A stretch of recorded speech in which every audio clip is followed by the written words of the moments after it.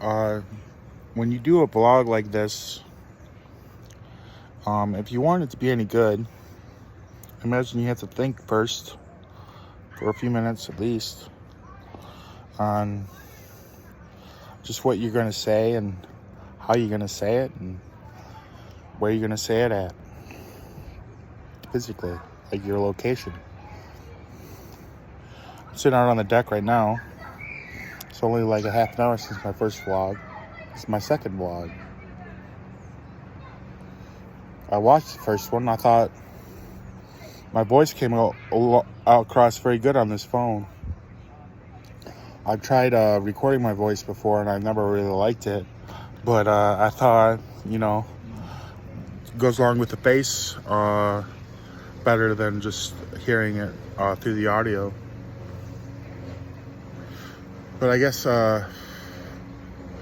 when you think about making a vlog, a long conversation evolves in your mind of like everything you've ever done. And very much it's, I find, it's a situation where you don't really know the best part about yourself to discuss.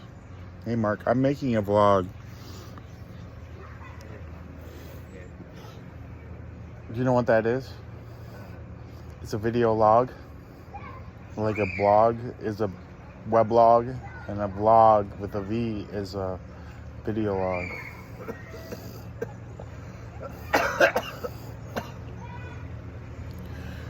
Mark's a good friend. He lives here with me at the AFC. But anyways, like, where should I begin? I'm from a pretty good, awesome parents. My parents are awesome people. It's kind of hard to live up to. Like, when I mean awesome, I mean they had awesome childhoods, and they even if life handed them lemons, they still made lemonade. I mean, my parents were amazing people and are amazing people. And here I am, the mental reject, the mentally ill one. My sister took up the mantle, and she's an amazing person. My brother satisfies himself with helping the family, which is an amazing feat in and of itself. All the effort he goes into helping out, being the support, the wind between all of our wings, except for me. He doesn't really put up with me very much. I don't really blame him, but in my defense, when I go into psychosis, I'm usually talking to a version of him in my mind, and he just doesn't understand that.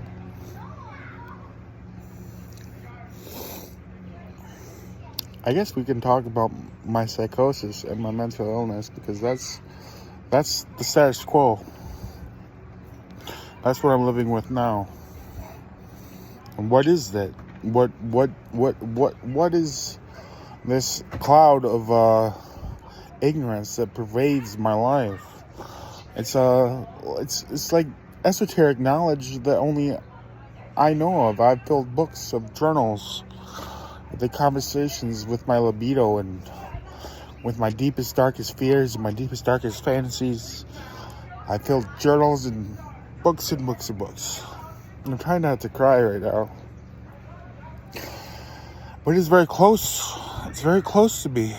This mental illness. It's like something I never get to talk about. So when I do talk about it, it's very pathetic and pathos.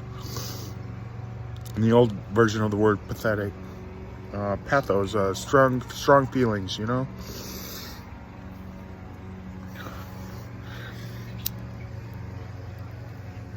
Like I said before, I'm trying to quit smoking. I have to go 30 days. And here, you can help me out by cheering me on, but 30 days nicotine free. No gum, no vaping, no cigarettes, no nicotine lozenges, no patches, nothing like that. That's to get the weight loss surgery consultation, where I can even get in the door to weight loss surgeries through that.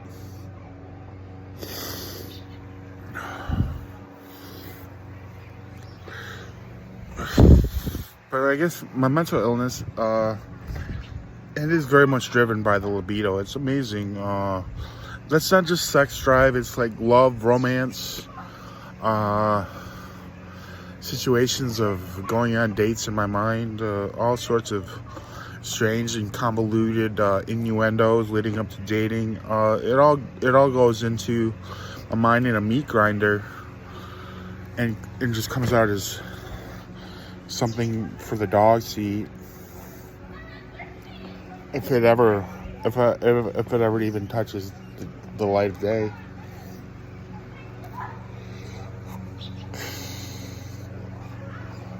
Dreams of war. I have dreams of war. I have dreams of conflict, political maneuvering, and interpersonal dynamics outside of the libido aspect. I would say I was driven by the way people interact with one another in regards to myself.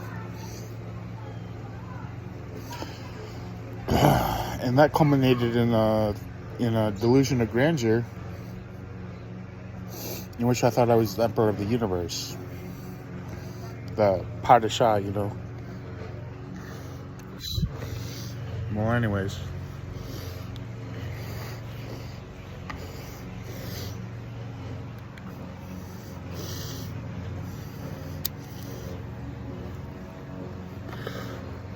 But what do I do while all this is going on? I'm listening to music, and I'm feeling that the radio is in simpatico with me in my life. Now, who controls the radio? I have no idea. I've had theories in the past when I was in psychosis, but oftentimes I just go along with the fact that the radio is in simpatico, and I have no idea why.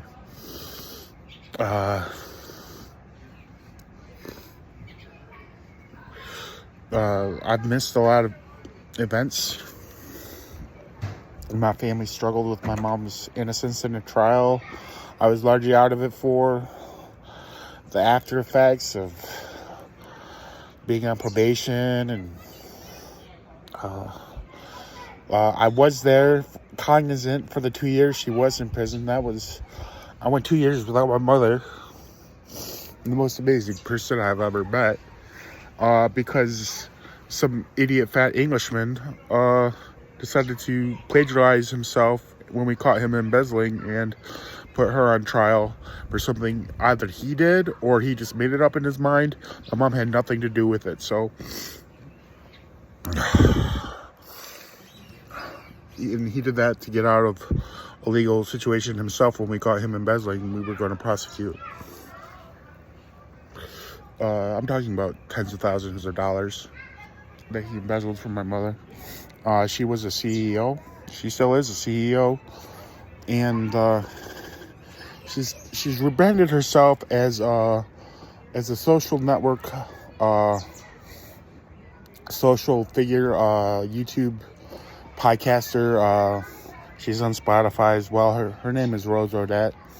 www.roseodette.com. And I'm following her path, not so much to compete or to, I would like to help her. I would like to learn how to help her.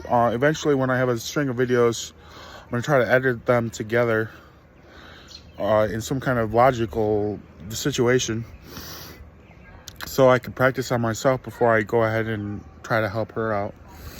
But I'm finding that, as usual, taking cues from my mom is not a bad idea, and I find this very therapeutic already, even though this is my second vlog. So to recap, what did I say? I said Mark came out. I said it's hard to know what to talk about, but you might as well talk about mental illness. And I explained my mental illness a little bit. If you have any questions, I would love some feedback. Just please don't blatantly insult me. If you have a critique, I'd be more than willing to listen to it. Like, we're all on a path to self-improvement here, so, and I myself am working on every aspect that you might be critiquing about my personal life. But we're at 10 minutes, so I have to put it down because it takes my phone a good while to upload these to YouTube. So thank you. Thank you for watching, like, and subscribe.